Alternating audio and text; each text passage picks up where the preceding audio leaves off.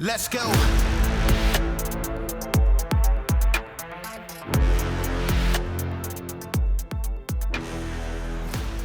Welcome to Citizen. We have a very special guest today from Sheath, Robert Patton. How's it going?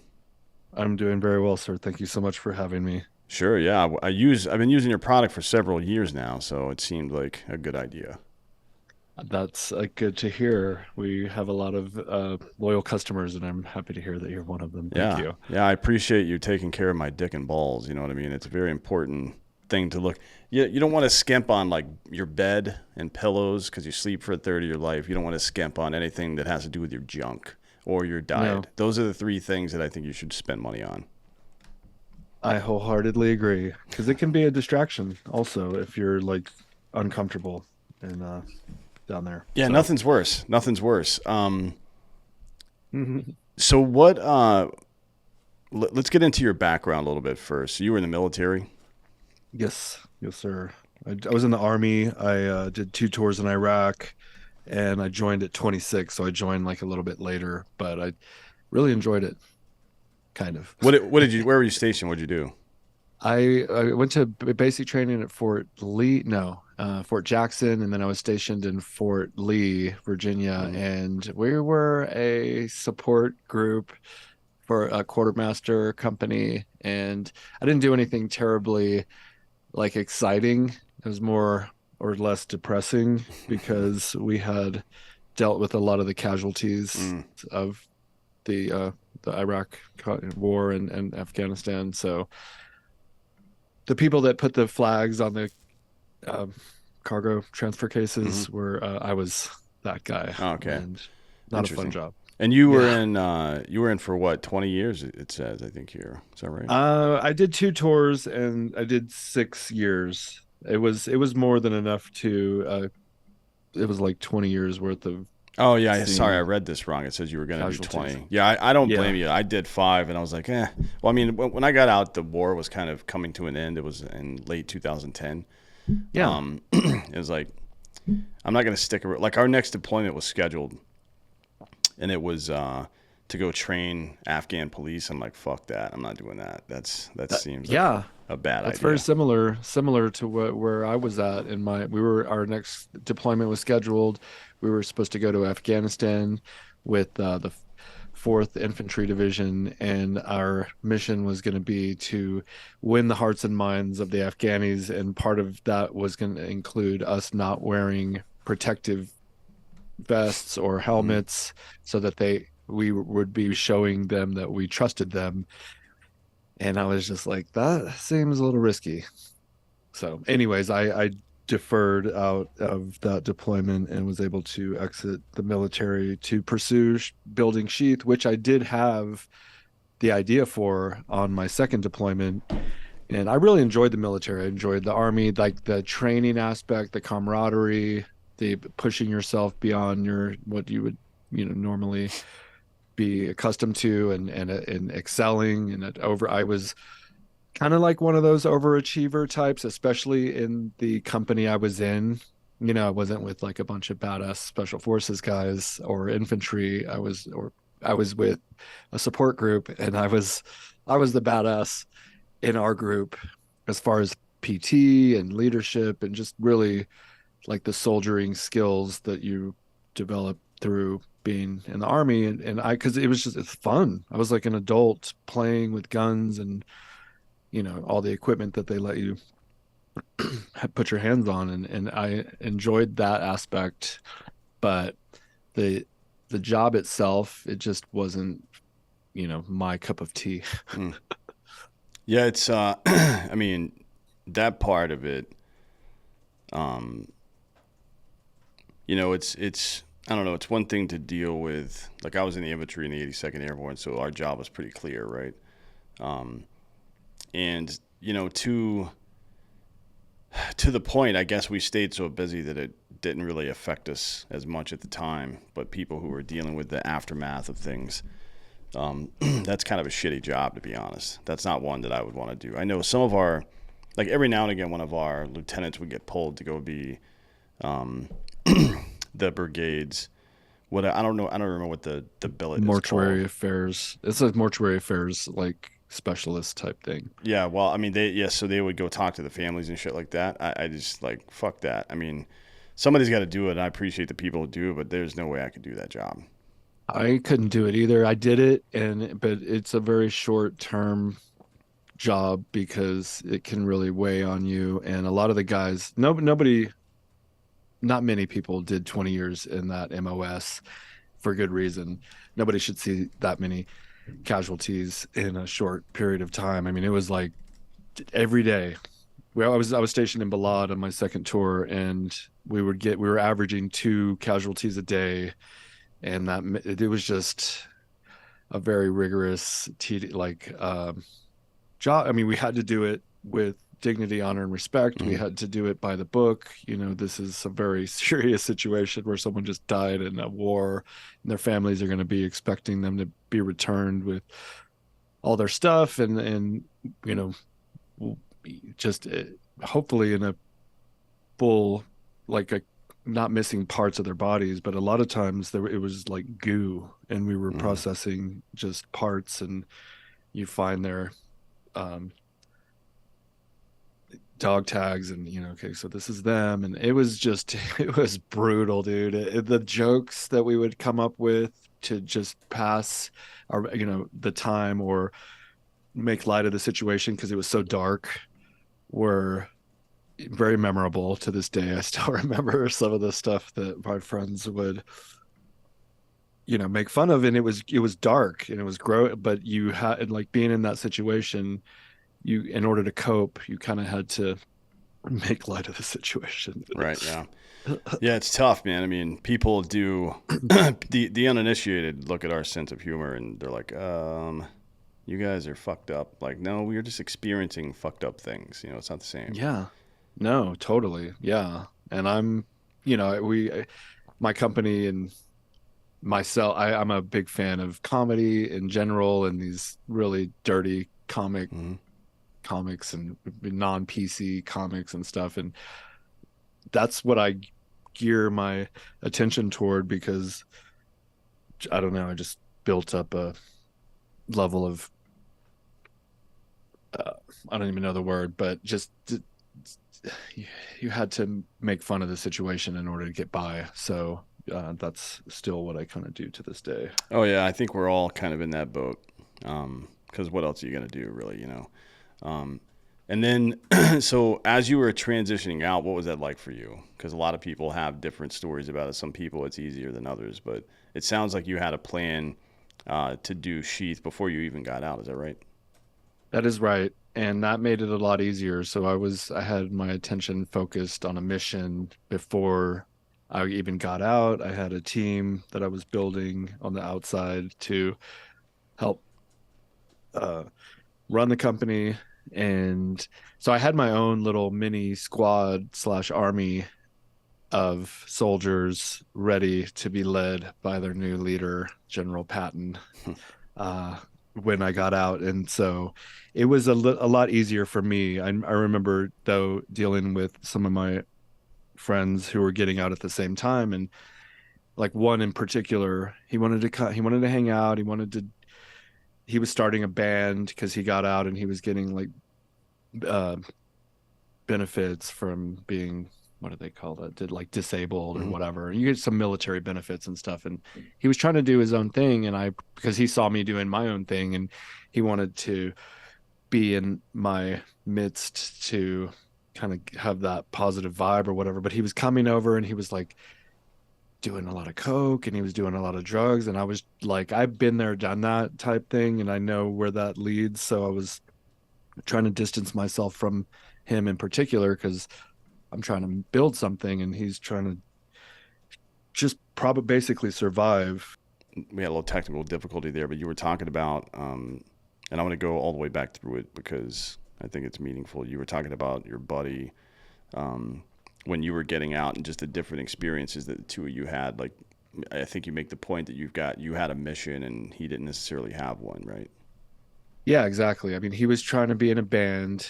It was called Honeysuckle, and he didn't even know how to play the guitar. It was like he was literally kind of out of his mind because he was all coked up, and he would come to my house at like 5 o'clock in the morning because and I when I told him to be there at 7 because he hadn't gone to sleep the whole night before. And my roommates are like, yo, there's this dude outside. And I'm like, oh, fuck. So I kind of, like I said, I had to distance myself from him just because I dabbled in the powders when I was in like college and, a teenager. And I, they, I had too much fun with them and I got kind of carried away with it. So I didn't want to get caught back up in that game.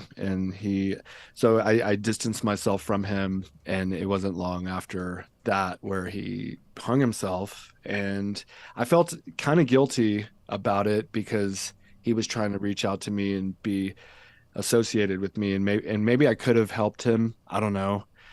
But I just didn't. I really feel like I had the training to Mhm. help someone who's on like doing coke and stuff. Like that's a whole other level of responsibility that I wasn't ready for. So I just like pulled back, and then he did what he did, and then now I feel like an asshole. But what are you gonna do? Yeah, well, I mean, we all have those um, regrets, but we're not even really trained on how to take care of ourselves, much less each other. You know what I mean? Yeah. It's been a very hard lesson to learn over the past decade or so. Just you know, because I've had friends who we've stayed in contact and seemed like everything was going okay, and then all of a sudden they're fucking dead. It's like what are you supposed to do there? Um, but it does.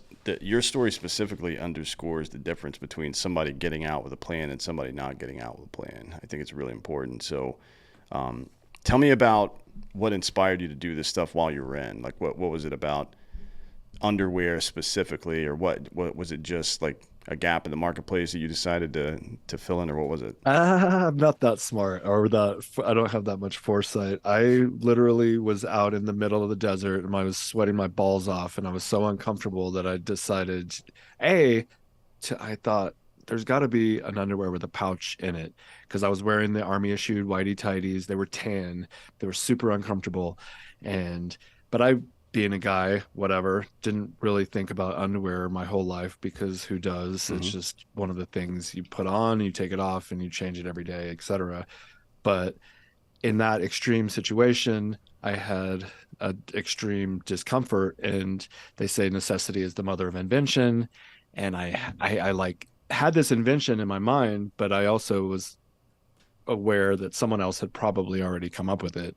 So I went online and started searching pouch underwear, and I couldn't find anything. So that was my cue to make it myself. And I actually, in theater in Iraq, went to the tailors, which we had to keep our uniforms nice and high and tight or whatever, um, dress right dress. Mm-hmm.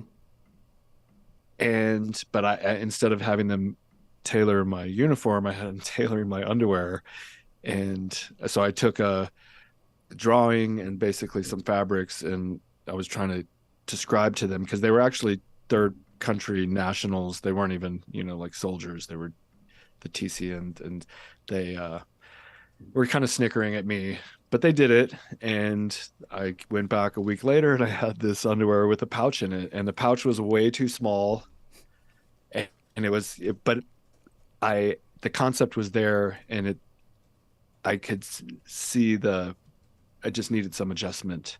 So I kept tinkering with it. And when I got home, I bought a sewing machine. I converted all my existing underwear to basically what is now sheath Mm-hmm. underwear. But they were just so, very poorly sewn pouches within existing underwear. And it would make them for friends and tell people. And most of the guys that I told at least got the concept. They might not have been sold right away, but they were like, oh, yeah, I could see that. And every guy knows that your balls stick to your leg at some point in your life, and it's not the most comfortable situation. So they were relatively supportive of the idea. And it was years because I had the idea in 2008. Hmm. I then, like in 2000, by 2010, I had been working on it for a couple of years, and I came out with we released our first version, and it was a total bomb. Like, it sucked. The pouch was too high, the underwear, the fabric was like very cheap from the company that I purchased it from. It was like shedding. And, but again, I could still see there's something here. We just need to keep fucking with it. And it was another 3 years before we did our second launch. Like, and this was like more of an official launch. And it was through a website called Kickstarter, Hmm. which a lot of people have heard of, but some people haven't. It's basically a crowdfunding website where you present your idea to the crowd. If they like it, they will basically pre-purchase it on in under the assumption that once all the money is pulled, you make the order and you send them out their pairs once you've made the production. And it was successful. We we were able to get about 500 people to pull about $13,000. I was able to make the purchase from the manufacturing company, and kind of like the rest is history. There is a lot more bumps and along the road, but that put us on the map. Like, that set things in motion. Sure, yeah. So, your first iteration, you tried to just come out of pocket, and Yes. um, if you had it to do all over again, how would you approach that situation? I mean, obviously hindsight's 2020, but like I'm asking for the sake of the audience, if somebody's out there thinking about Absolutely. starting a business. I have a perfect answer. Don't rush. I was so impatient. I wanted to get the product out to market, and without doing the proper back and forth on the sampling process. So I sent them the concept, they send me a sample, I send them some revisions, and they send me another sample. And I should have then revised it more. But I was like, it's basically, I think I was telling myself it's close enough or something along those lines. And I really wanted it to happen. So I rushed. So don't rush. Now, don't wait until the product is absolutely 100% perfect, because then you're never going to release it to the market. So, but you also don't want to rush it, So give it the proper um, just back and forth with your manufacturer to make sure that it is really like what you want it to be and not just close, you know. Sure, yeah. Well, in tech, it's they like to say that if you release your product and it has no bugs, then you released it too late, right? Like Yeah. there should still be some growing pains after your first iteration, but it does these days with the internet. It definitely helps to be able to go back and forth with at least some small subset of a customer base to see what they think before you spend tens of thousands of dollars on your own money doing a production run, right? I mean, it's um, bigger companies can do whatever the hell they want, right? That's one thing, but especially if you're coming out of pocket, even if you're financed, still, you have to worry about making the company work. And if it's a loan finance, then obviously you got to pay that loan back, right? So you can get yourself in some pretty precarious situations if you're not careful. I was very fortunate because I never had to take a loan. I mean, we did at one point somewhere in like 2018. I think I took $100,000 loan, but we were pretty well established at that point, and it was just to buy more inventory Hmm. to uh sell to our customers and stuff. It wasn't taking a huge risk. But the initial production in 2010 was the last $5,000 that I had from a $70,000 inheritance from my grandfather who had passed away. And I wasted 75,000 or whatever, 65,000 on stuff that I don't have to this, at this point. I don't Hmm. know what we spent it on, but I had this last 5,000, and I was like, I'm going to turn this into something. I don't want it to go to waste like the rest of it had gone to waste. So I put it put it towards sheath. And like I said, it was a bust, but it was the first version. And then we were able to get feedback. And really, it's funny because I ended up going and working at a Vietnamese tailor in San Antonio, who helped me sew the pouches on that first existing batch, which we didn't sell, but I was able to hand out and get more feedback Mm. as we tweaked the product.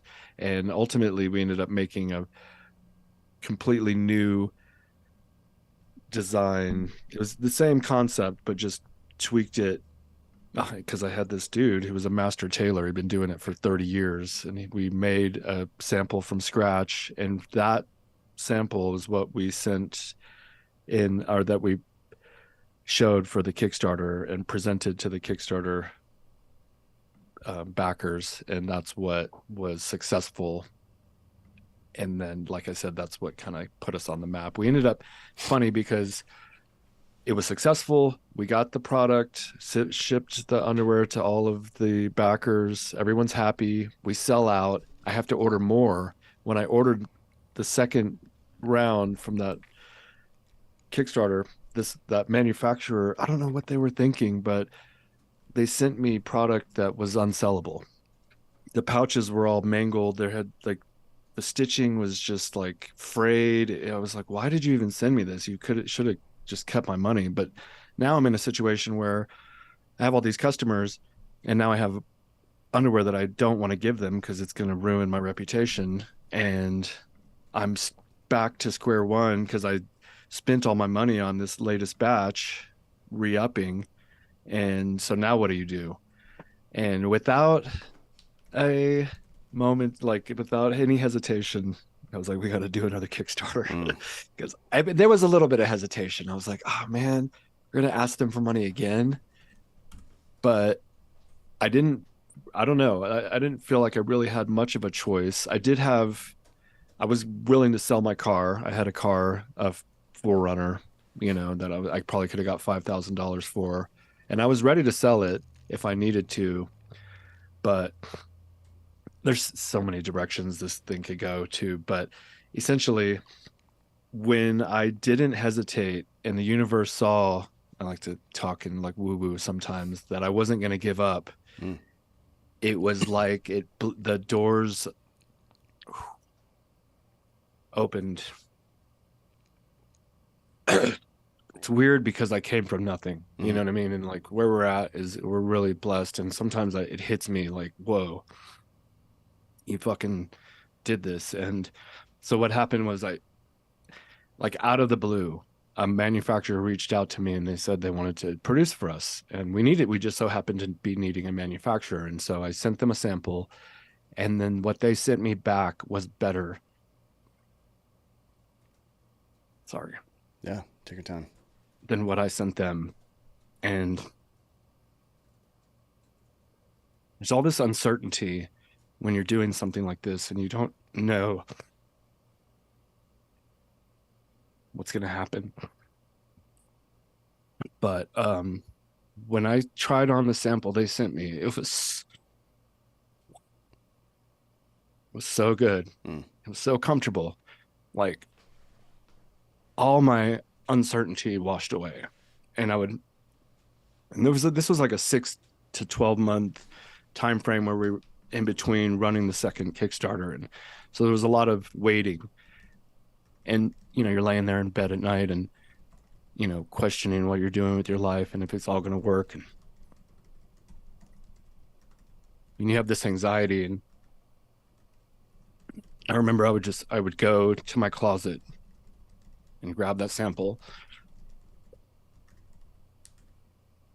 put it on, and like this wave of reassurance would wash over me, like it's gonna work. Yeah, there's a lot of lessons there.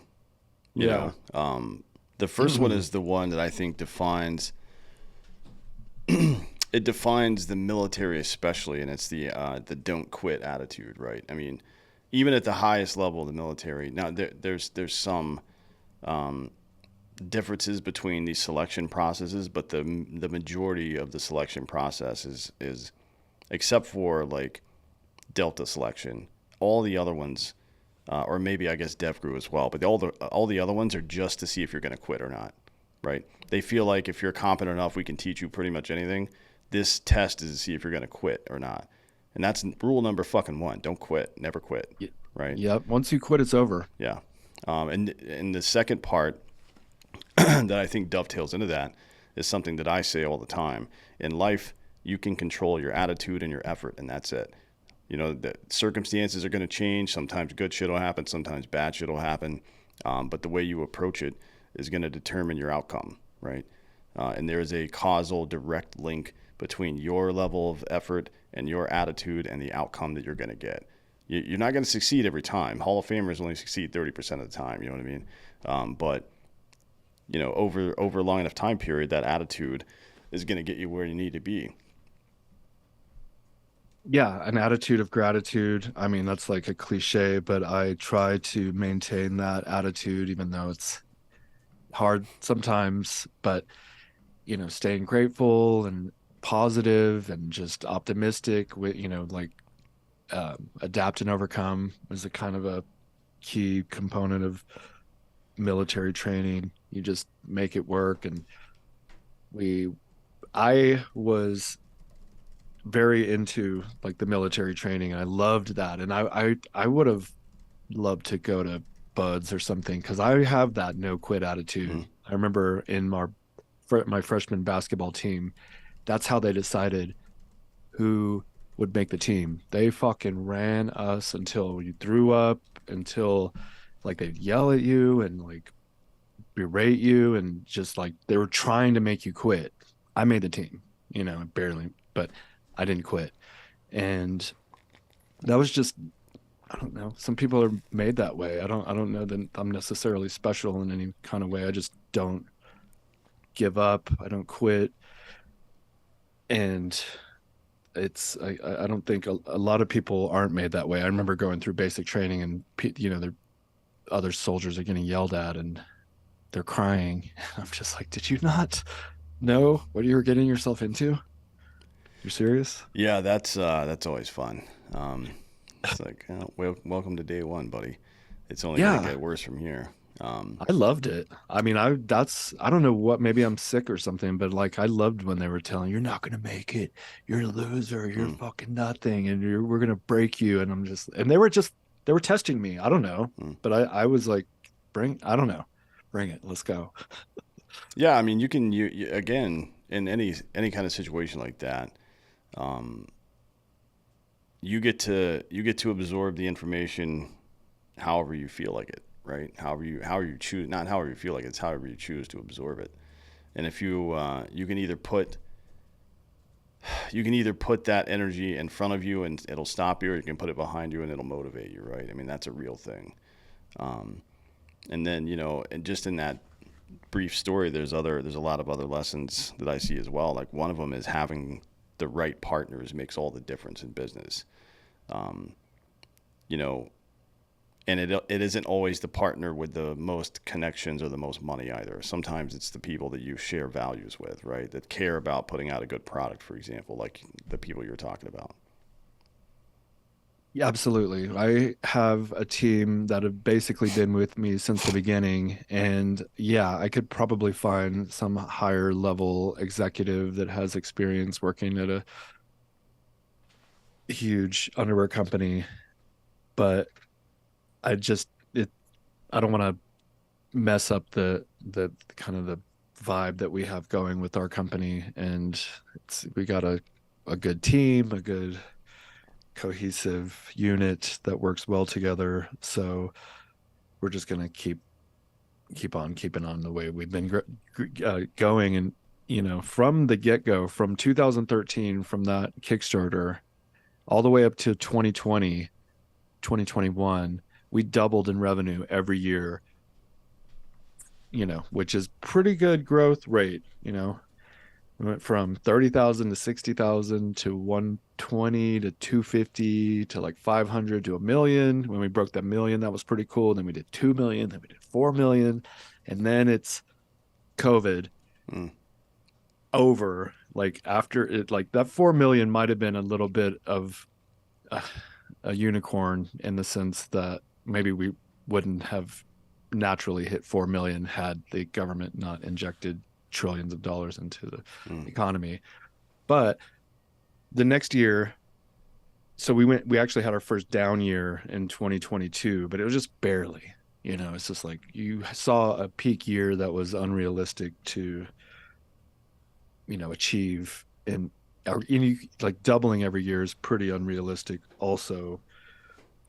But we were doing it, and I was fully expecting to be reaching $1 billion within like a decade. But I like we're in the $4 million range, um, and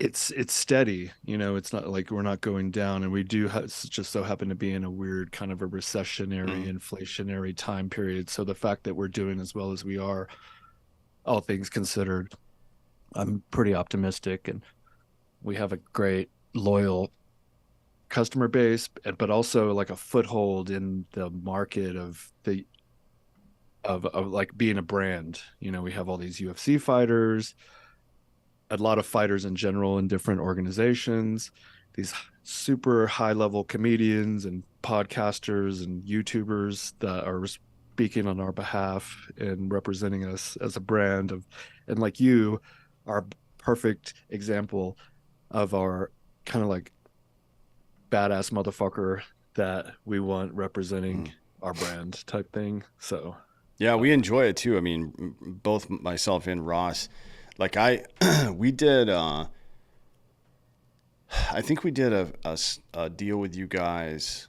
It may have been through an agency. I don't know if we went direct at this time, but it was like what 2.5 years ago or something like that. And that's yeah, I even after the deal ended and it kind of we kind of went our separate ways for a little while. I still buy your product off your website now because it's nice. I mean, it's you're not going to find a better product out there, and that's what really matters to me. It's well, I guess it's a combination of I know that the product is good, and the product being good, generally speaking, is a reflection of the team working on it, right? But then even when you drill down into that team, it's real people who are doing real shit and not some hedge fund that's just trying to pump out, slave labor made fabrics. You know what I mean? It's I really enjoy what you guys do. And then, one of the other lessons that I'm from when you when they sent you the bad product and you had to go back to the drawing board. This is something I try to tell people in business all the time. When I was VP of marketing at Black Rifle, we talked about this a lot. Like every time the company has an issue that's public facing, that involves the product, like a bad production run, or you run out of product, or even down to the individual customer service complaint. People in business see that as some kind of crisis. They see it as a customer service nightmare.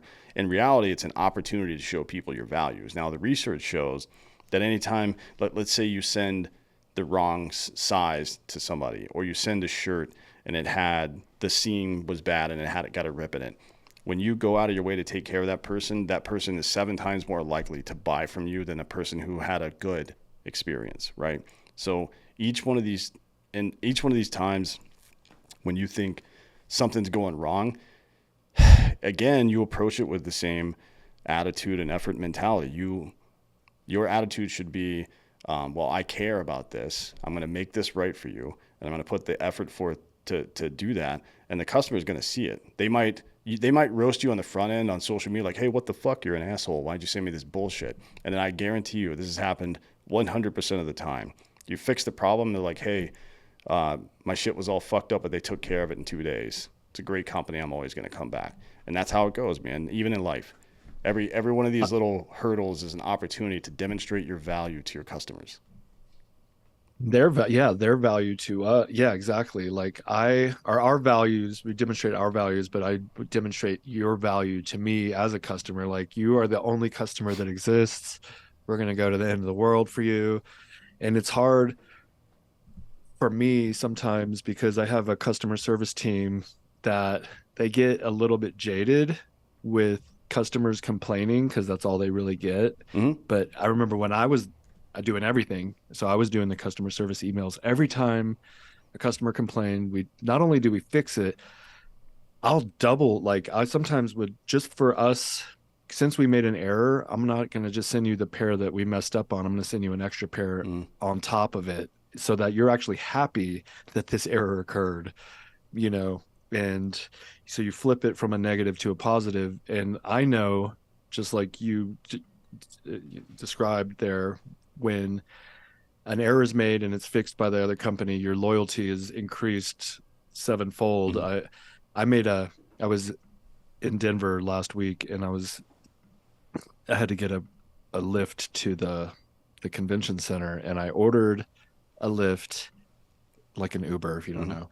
And but then I ended up having to cancel it because I had ordered it too soon. We weren't quite ready. I needed like 10 more minutes. So I canceled it. And sometimes they'll give you a fee, like, oh, cancellation fee, $5. And I feel like I would have been really irritated at them for charging me $5 for my mistake, even though it was my mistake. But the fact that they didn't charge me and they just like canceled it, no, no sweat off our back, call us when you're ready.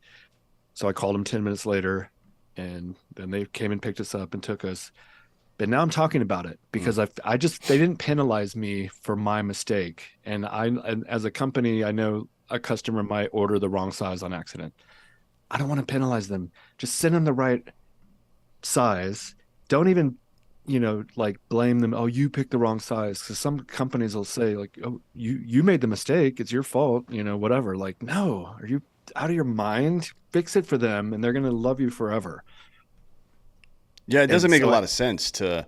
I have seen some uh, customer service folks, especially in the insurance industry, but that's kind of a monopoly. And then Mhm. some other ones, but generally speaking, when it's especially a direct to consumer product, generally you see people. You either take care of your customer or they go somewhere else. That's kind of how it works, right? And you know the benefit of that. Now, when we're talking about increasing brand loyalty with an individual or even with a group of people, you're turning somebody from, if you're looking at your marketing funnel, you're turning somebody from a repeat customer into what we call a firebrand then, right? Which means like what you're doing with Lyft right now, they're out there telling that story of their positive, their negative experience turned positive. And everybody knows rationally that every company is going to have, there's going to be negative experiences sometimes, right? But then when you hear the positive outcome, then it kind of changes how you feel about them in your mind. You know what I mean? Yeah, right.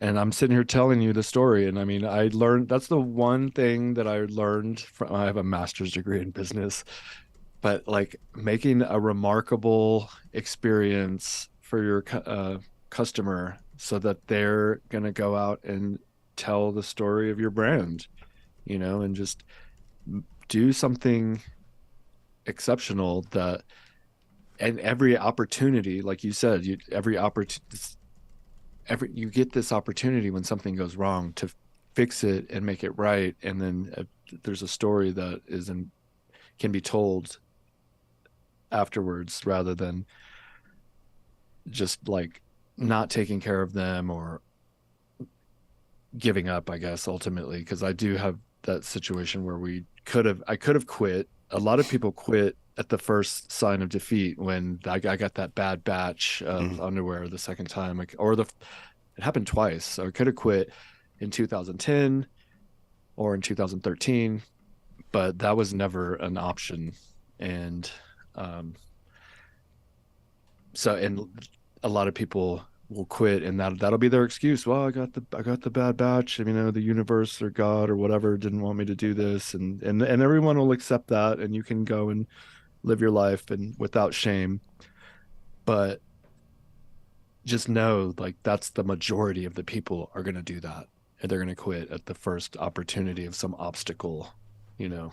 So, and if you just don't quit and you keep going, you're going to like stand out above the rest of what would have been your competitors, because just because you kept going. Yeah, I tell that to young men all the time too. It's like um, I often hear them bemoaning how weak modern masculinity is. You know what I mean? Hmm. I'm like, Oh well, yeah. like yeah, you're right about that, but for you, that's an opportunity. That's like, you're a lion in a cage full of gazelles now, buddy. You should be exercising that to the fullest possible extent. 100%. And Just it's being willing to work these days, I feel like is sets you apart. Yeah, no kidding. I mean, it's bizarre. We're in bizarre times. I really do think we're in the dumbest period of human history. I can't think of any other time. I mean, look, people were ignorant before, right, about science and stuff like that, but we know everything now. You know what I mean? And we're still fucking stupid. Yeah, it is just unfathomable that we've gotten to a point where you have all the access to information, all the information. Maybe it's too much, but and now we're dumber than ever because we are relying on these devices to tell us what we want to know, and a lot of times it will kind of like confirmation bias. Mm. You can find the information that's going to suit your narrative on either side, and so Yeah, it's you funny. know It's like, who's dumber, the person who doesn't know how to swim, or the person who knows how to swim but refuses to? You know what I mean? It's yeah. like you're both going to drown, I guess, so the outcome is basically the same, but there's clearly a dumber person in that equation. Um, we have all this information, but we're not leveraging it towards uh, any kind of positive outcome at this point, which is upsetting to me because I run in the circles I run in, and a large majority of my friends are creators of some sort, whether it's art or music or content or products or whatever, right? Hmm. And we are in a creator economy now. There are all the tools you need to go directly to your consumer, directly to your fan base, whatever, are there for you to use now. And that's a great thing, right? It emancipates you to some degree from some of the larger institutions that have served as roadblocks or gatekeepers to some of this stuff. Like trying to, if it was 1950 and you're trying to start a blue jean company that competes with Levi Strauss, good fucking luck, right? Because Uh-huh. they're going to come after you. They're going to try to cut you out of the market or buy your company entirely, right? At the earliest possible opportunity. Now, I can find a good manufacturer and set up or develop my own designs and sell directly to people on the internet, right? And I think there's an analog to that in society. It's like we have the ability to go direct to people and have conversations with them now and understand how, instead of watching, let's say, CNN and Fox News to try to determine what the other side, if you want to call them that, thinks, why don't you just go ask an actual fucking person? Because you have that ability now. You can ask thousands of them anytime you want. Yeah, but you want to reference your preferred news broadcaster as a to give you the information that kind of validates your position instead of just talking to real people. And yeah, the whole media has lost their mind on both sides at this point. I was like Fox all the way up until like 2019, I guess. And then they started, I don't know, maybe it was their um, like advisory type companies Mm. manipulating how they just distribute their content and what they're willing and not willing to say and stuff. And I feel like I have a pretty decent bullshit detector. And if it's not jiving, like what you're saying doesn't make any sense in my mind to my experience, then I'm gonna go elsewhere. And where I currently go are, podcasts and comedians. That's where I get my news from. Yeah, same. I mean, these days, it's like the traditional media is basically like a loudmouth, annoying person in the middle of your conversation. They're like a third party to the conversation that's going on. And like a shitty hype man, they offer nothing of value. All they're doing is trying to escalate the conversation into an argument. You know what I mean? Yes, Like the kind of stuff that they 100%. add to the conversation is, oh, so what you're saying is this, and then they give the least charitable interpretation of what you just said, and you're like, what the fuck are you talking about? Why are you even involved in this conversation? Get the fuck out of here, dude. Seriously. Yeah, they want us to eat each other. They want us to murder each other, I think. And then I don't know why. I don't know to what benefit that would benefits them, but other than they can keep doing what they've been doing and keep like being what I call them criminals. And I feel like they're just profiting off of some things that probably we don't know, whether it be wars or pharmaceuticals, or but something's going on, and they're all getting rich while we are distracted amongst our fighting, bickering amongst ourselves, and they're able to continue pushing their agenda that keeps making them more rich. Yeah, that's why I developed Holloway's razor, which is the more the media wants you to pay attention to something, the less you should care about it, and the if there's something the media will not cover, that's the thing you should really be paying attention to. You know what I mean? Because Absolutely. they are just paid propagandists of what I consider to be the uniparty. I don't think there's Yeah, any real difference at the not political level anymore. between R and D anymore. It's just a game to extract wealth from the American population. That's really all it is now. But it's gonna have to come to an end at some point. I don't understand what like the end game for them is, because if we're not producing as a country, then like the money's gonna run out. I don't understand their exact end goal, but I know that they are always trying to distract us from what's really going on. Hmm.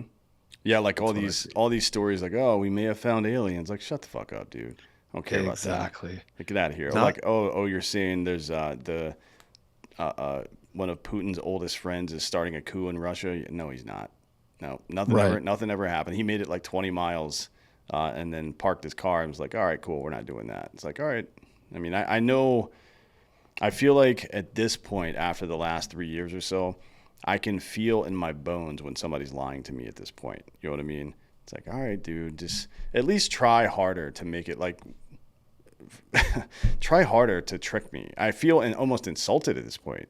I know. Yeah, it's like the same old tricks. And the thing you said about that, what when they won't discuss a topic, and I hate to, be like the Hunter Biden's laptop Hmm. thing, but there's all this fucking information on there, Yeah. and it's very incriminating of our sitting president, and they're just like, no, no, we're not going to talk about that. That's a family matter. I'm like, if it was Trump and his son had a laptop, you know good well that you would be blasting it all over the airwaves and demor, like calling them criminals and probably arresting them. But in this case, it's if they play along with the corporate agenda, and then they get special treatment, and they'll even do cover-ups and stuff for you. It's just like un it's un it's unbelievable. It's not, I don't know. It's Yeah. just, It's fucked. I mean, yeah, it's fucked. I tell people this a lot when when people are engaged in some kind of right versus left argument. I tell them that the aristocracy will protect itself before it'll protect any particular ideology or principle, right? Even before it'll protect an individual person, somebody who's wildly popular politically, let's say. They'll annihilate that person before they'll let them infect the aristocracy. That's why Epstein got his fucking check in the mail, right? Like, if you think that dude killed himself, you're out of your mind. But Exactly. that's how it goes, right? And it's, I think it's been interesting to see the evolution the last couple of years, because I think people know now that everybody in government's full of shit. They know that, but I think it's such a huge problem that they're still kind of afraid to try to change anything, because how do you change it at that point? You know what I mean? I think a lot of people are still pretending like nothing's going on because they don't know how to change it, and it's a lot of anxiety to think about that. Uh-huh.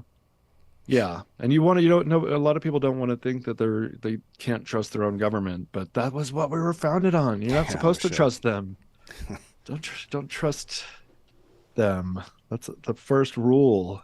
And then go from there, keep that's what the press is supposed to be for. And I feel like I guess to an extent, podcasts and Substack, there are some real journalists out there like spreading the truth and whatnot. But for the most part, there just seem to be anchor pieces for the government, just telling us what they want us to hear. Anyways, I don't I, I don't know how helpful I am in describing this situation. Just know that I'm like aware of it. I'm seeing it. I'm a business owner. I'm like I've built something that is creating jobs for a lot of people, and it's a good product. But I'm also like I see what's going on. I think a lot of people from the army also are a little bit more in tune with the bullshit because we see all the waste that goes on from you know, within the military. Well, now everybody's seeing it because they failed yet another audit, and there's 3.5 trillion with a T dollars missing from our supply book, basically, right? So Yeah. our property book, the collective property book of the United States military, is missing $3.5 trillion worth of equipment. How is that even fucking possible, dude? Yeah, it's criminal. And I mean, obviously, there's no efficiency required for government. It's not you because you're not competing against another company and you're not going to go out of business. So they can just be as unscrupulous and um, irresponsible Mm. it doesn't matter because their jobs are secure, you know? Yeah, I mean, the purpose of government, in any government, no matter what it is, eventually turns away from serving the people to just propagating itself, right? I mean, it's bureaucratic bloat. It happens in any government. And in the same way that a lot of people have quit on shit they've tried to do, whether it's the military or business or education or life or whatever the fuck else, we collectively kind of quit paying attention. We stopped holding the government accountable. As you said, this country was set up with an antagonistic viewpoint of government, right? Not just of foreign governments or government, or even our government, but just the idea of government, right? The idea of Yeah. allowing somebody else to have some kind of control over you was kind of antithetical to the idea of this country.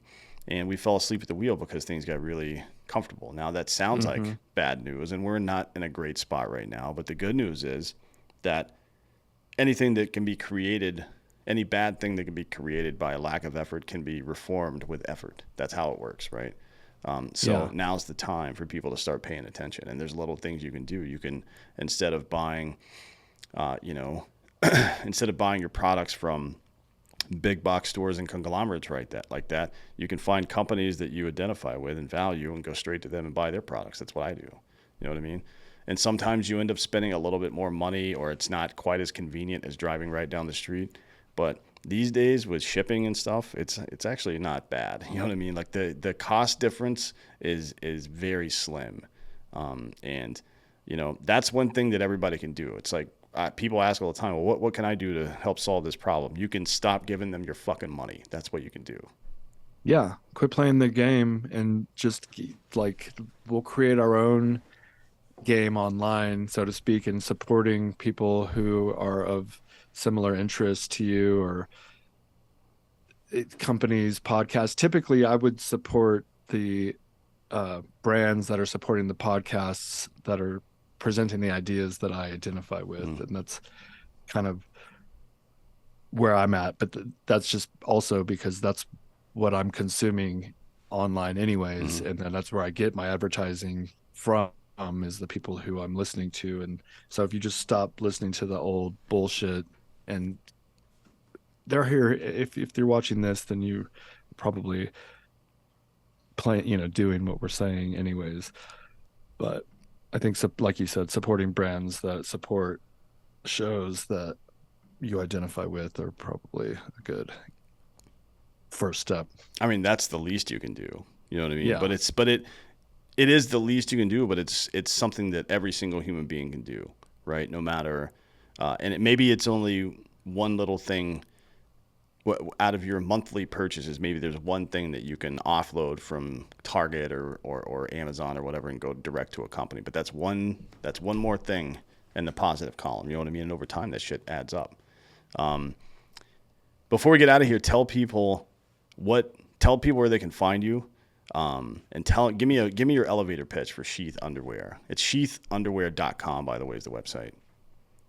Yes, and my name is Robert Patton. I have a Robert Patton Global Mm. podcast. I'm at Bobby the Bank on all of the social medias, and I invented Sheath out of the necessity because my I had an uncomfortable situation downstairs. It is a pouch.